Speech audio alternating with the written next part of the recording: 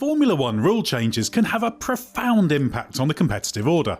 Make no mistake, all 10 teams will be working hard on their 2022 cars as we speak, expecting to start the season in a better position on the timesheets than they finished last year.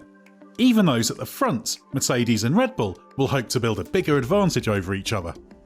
F1 2022's changes are the most significant in years.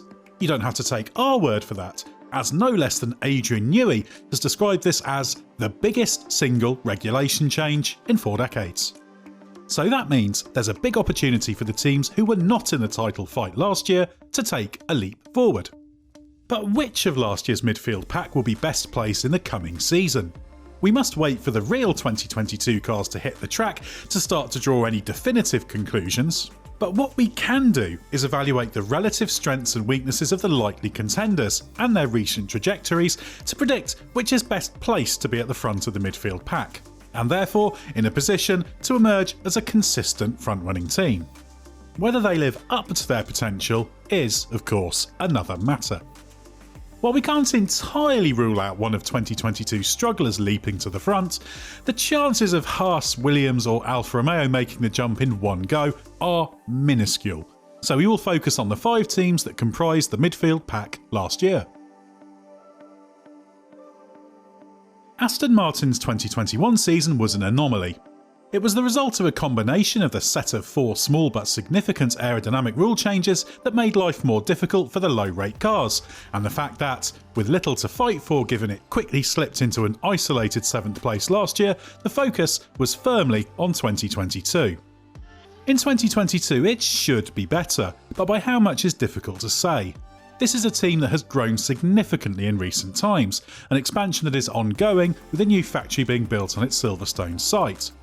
There's also a brand new wind tunnel coming, but that won't be up and running until 2024. There are also changes at the top, with former BMW motorsport boss Mike Krack coming in to succeed Otmar Safnauer as team principal.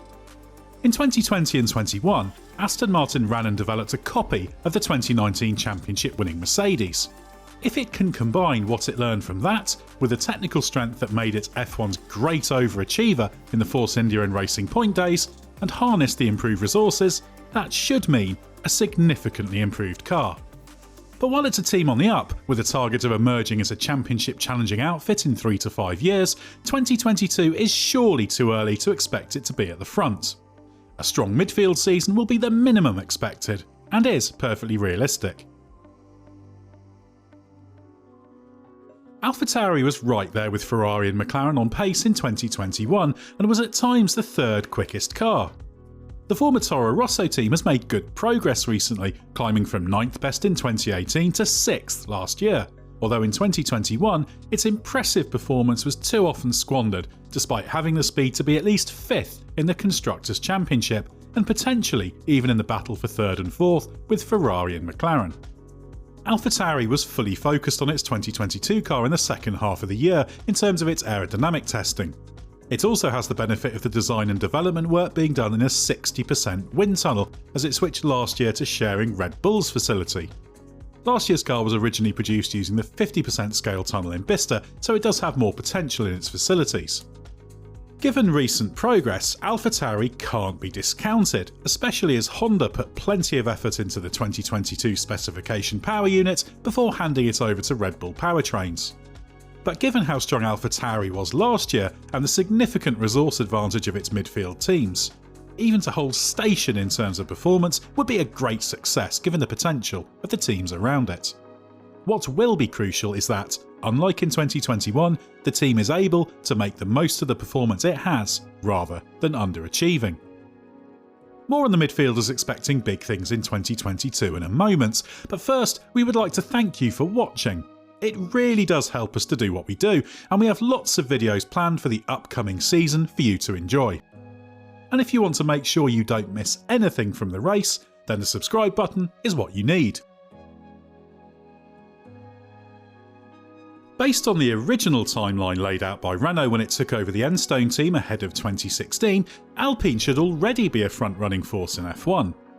But it did subsequently revise that schedule, with Alpine CEO Laurent Rossi looking down the road to 2024.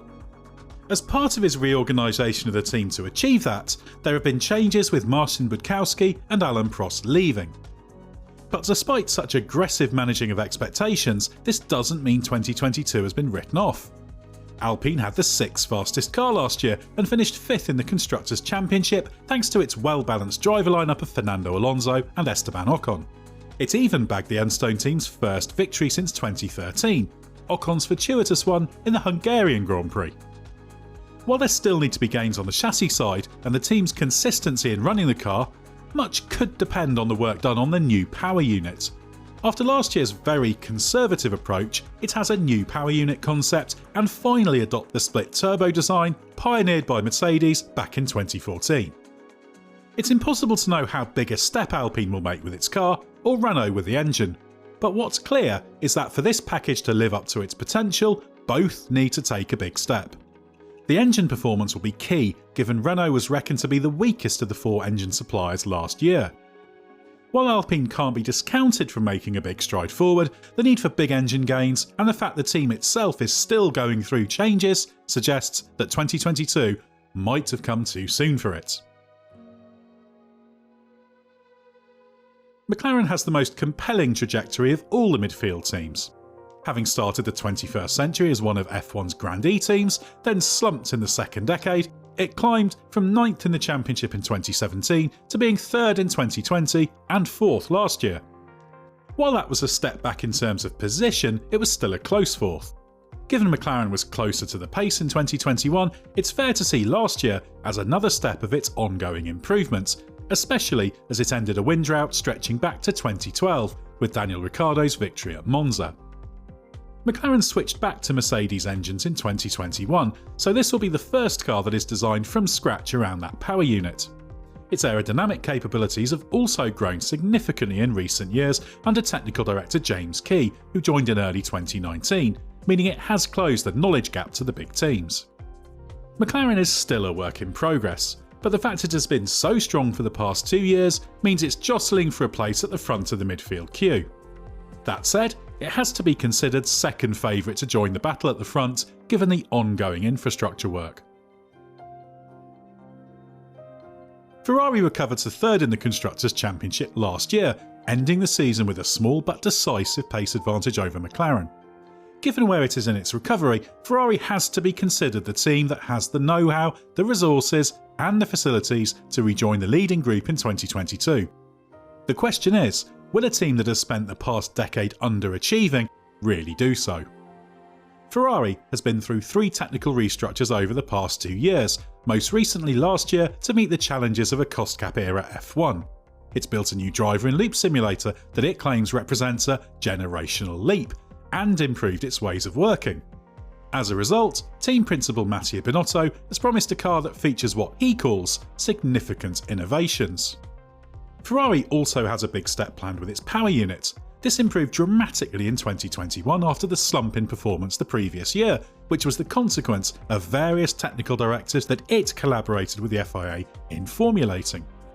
In 2021, it's already made a big step power unit-wise. This improvement included the introduction of a modified hybrid system in the final third of the season, with a new energy store upgrading from 400 volts to an 800 volt system. There are more wide-ranging changes for 2022. This made Ferrari the 3rd strongest power unit in 2021, with hopes that its new engine package, which features some innovative combustion technology, will get it up there with Mercedes and the Red Bull-prepared Honda engines. This means Ferrari is best placed to join the battle at the front in 2022, and perhaps even be in contention for its first title since winning the Constructors' Championship in 2008. So that's what we think of the prospects of the midfield crop emerging as regular contenders for race wins. Let us know in the comments which team, if any, you expect to emerge as a consistent threat at the front, and whether or not you anticipate it will be Mercedes and Red Bull at the front again.